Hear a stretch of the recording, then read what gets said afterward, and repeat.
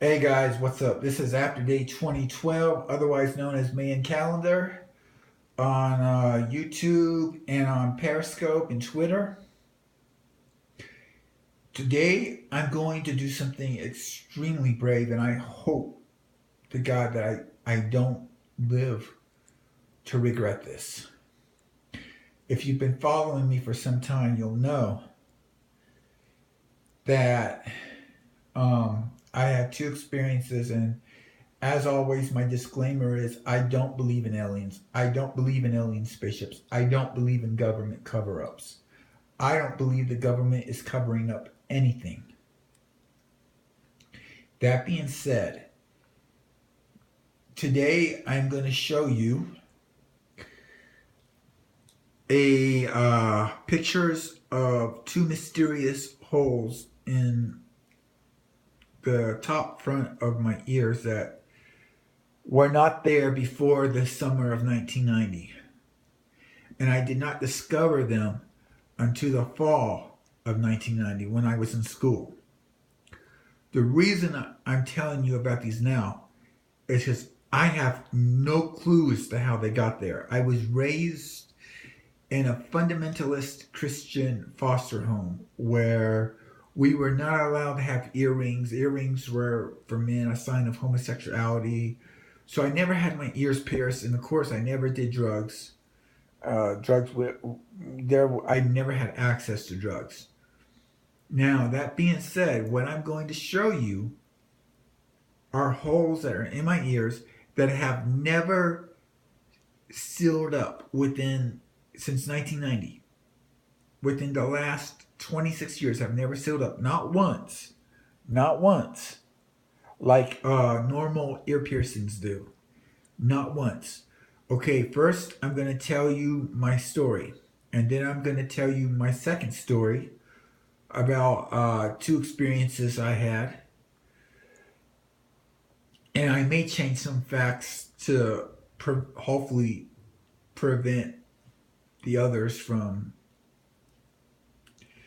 figuring out who I am and coming after me.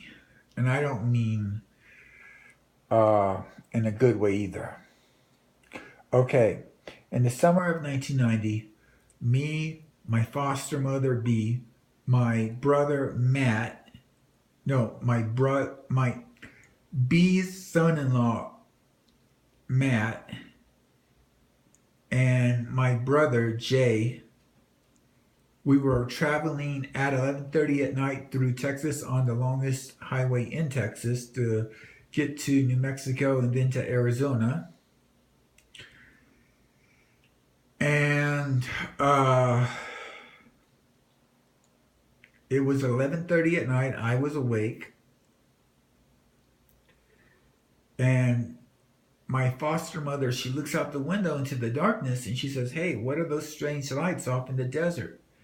I thought she was joking, so I said, "Oh, come on, Mom. Don't stop fooling. Don't joke around about stuff like that." Because you hear about that kind of stuff on Unsolved Mysteries, which used to be a show back then, and other sci-fi shows. But I had never given it a second thought. I never thought something would happen to me, like this would happen to me. So she said, "No, I'm serious. What are those strange lights out in the desert?" So I lifted up the blinds at the back of the van and I looked out and I saw seven spears of bright light hovering above the ground off in the desert. There were no cars around, there were no houses, and I just watched these lights as we passed by them. And I saw one of the spears to the far left spin around real fast, fly up in the air, do a circle, come down, and hover above the ground. No military no military aircraft we have can do that. And then another one spun around and flew up in the air and then came back down. And then another one did, and so forth. And we just drove on. And for years, that's all I remembered. I Let me make put it to you this way. That's all I remember. I was driving. Then about 5 months ago, one night, one day, I think it was, I was meditating and I had this vision because my mind was real calm. My waking dreams were coming through, but I had a memory just burst out of nowhere into my mind. Something I had repressed all those years. And I remembered in that memory stopping along that road, getting out of the van. My foster mother got out of the van. Her son-in-law got out of the van. My brother got out of the van. But I walked off into the desert towards those lights. And I remember thinking to myself,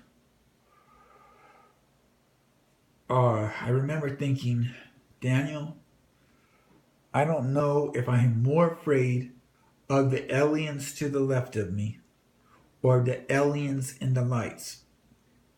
And that's basically all I remembered. And I was blown away by it. So that's my first story. I'll get to my second story in a minute.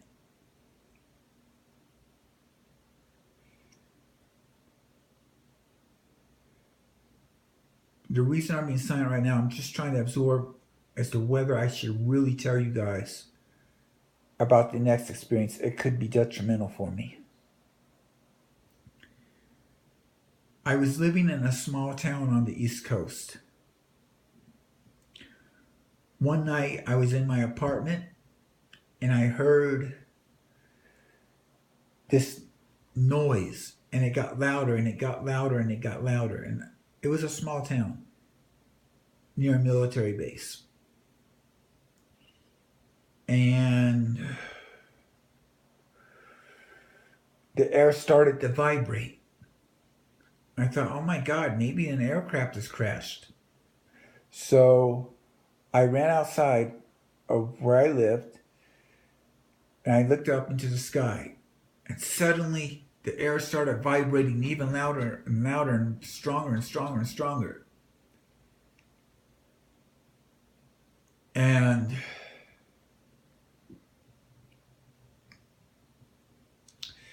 all of a sudden, over the trees flies this military helicopter.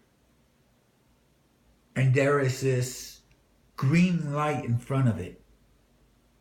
And I looked up into the sky and I saw military jets flying around back and forth. And all of a sudden, the green light moved very fast away from the helicopter like a missile. And so I thought, oh my God, the military helicopter has shot a missile at the jets. But then all of a sudden, that green light zigzagged. And there are no aircraft that we have that can do that. It zigzagged. And then it flew over this house and came to a dead stop. No slowdown, just stopped. And the military helicopter copied its moves, trying to catch it. Then all of a sudden, boom, the green light took off so fast that my eyes couldn't even register it as gone. But yet I knew it had taken off. My mind was blown. The helicopter chased after it. I ran down the street and saw a friend of mine and stopped him and asked him if he'd seen the UFO. And he said no, he hadn't. But I'd seen it.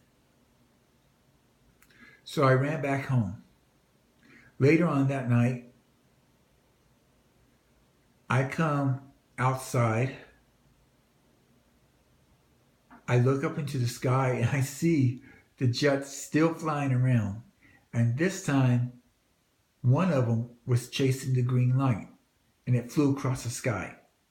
Then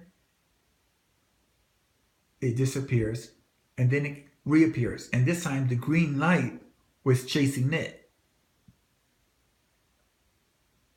It was just a wild night. And I looked above this field and I saw white lights. I started to run towards the field across the street, and something told me to stop. Something said, if you go over there, they will find you face down dead in a ditch the next day. So I didn't go back. I turned around and went inside. A couple of weeks later, after I told these guys in the Army Reserves what happened, after I told a military friend of mine what happened, one day I came home. It was in the evening. I sat on the edge of my bed. I was going to turn on my stereo. And all of a sudden, there's this white light in front of me. And I'm not in my room. And I'm not on my bed. I'm on this table. And it's not flat. It's at an angle. Like you, if a dentist were going to operate on your mouth, that's how you would be. So that way he could step forward and look into your mouth without having to bend over. I was on this table. And there were 6 figures in front of me. 2 figures stood right there. 2 figures stood right there. And 2 figures stood right there. And the first one of the 2 figures here had something silver with a gold tip on it in his hand. I couldn't make them out because the light was so bright. He steps forward, he comes this way, and he puts it in my mouth. And all of a sudden, I hear screaming. And not just screaming, I hear that same voice yelling, "Who are you? Why are you doing this to me? What are you doing? Stop, stop, stop." And I asked, who was that voice? And then I suddenly realized it was my own. And as quickly as it started, it was over with. And it was like I was coming out of a tunnel.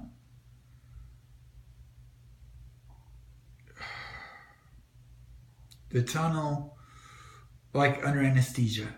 When you're coming out of anesthesia, you feel like you're coming out of a tunnel. I was laying on my bed just like this, with both of my arms down by my side and my feet straight, my legs straight. I never slept like that. So I know somebody laid me down on my bed. I sat up, I screamed, I jumped up, ran to the bathroom, checked myself. I could still feel pain in my gums where they had stuck me, whoever it was. Then I ran to my phone. I called a friend of mine, said, "Come get me out of this town." And that was it. I left that town. I only went back one time. And after that, I did not go back. That's my story.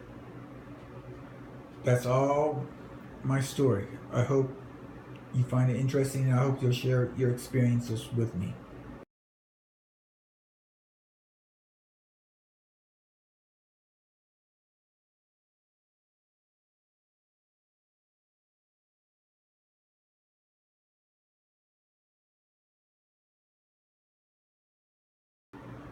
Okay, what you've just seen are the holes near both of my ears. These holes were not put there by me. I was not born with them, and if I had them before the summer of 1990, my foster mother would have pointed them out to me. I discovered them in the fall of 1990 after my little experience in Texas with the strange lights off in the desert. So if they weren't there before that experience, but they were there after that experience. I don't know how they got there. I could only theorize. Please share my video.